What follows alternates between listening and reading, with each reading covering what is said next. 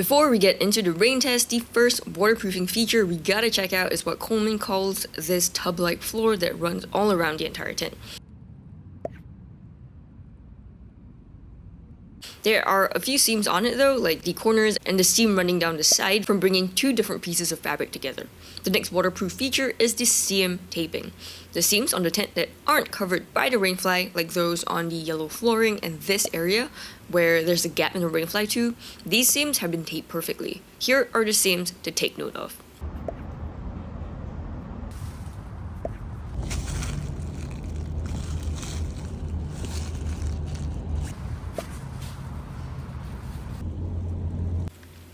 Everything else apart from these were not taped because they are covered by the rainfly.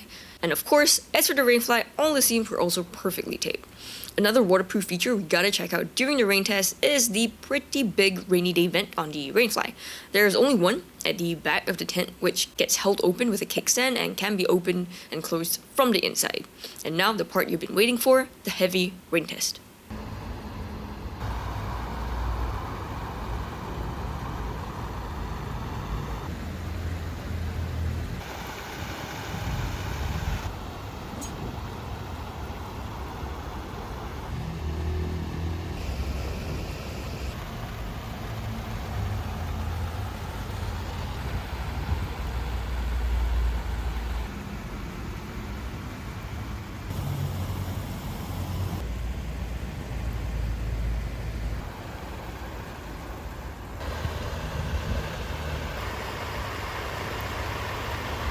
I carried out this heavy rain test for 1 hour, and here's what happened.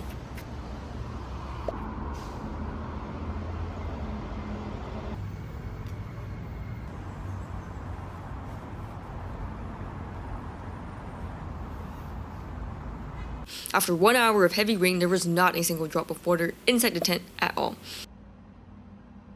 I checked all the seams, especially those in the corners, and they did not leak at all during the rain test.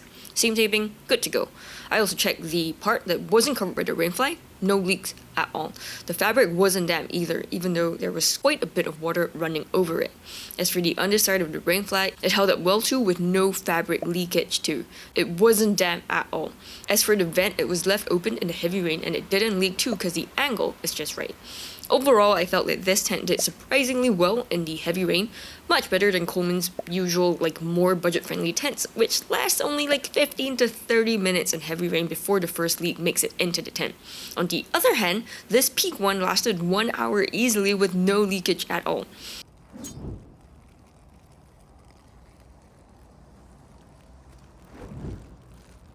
However, what I didn't like is this weird triangle gap in the rainfly.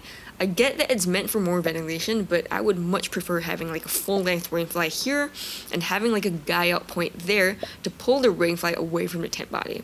After 6 to 12 hours of heavy rain, this part will just start leaking, so not exactly meant for non-stop downpours, but for the occasional heavy rain, this tent is great. For a full review of the Coleman PEAK1 2-person tent, not just waterproofing, check out this video on the screen. Thank you for watching this, and I'll see you in that one.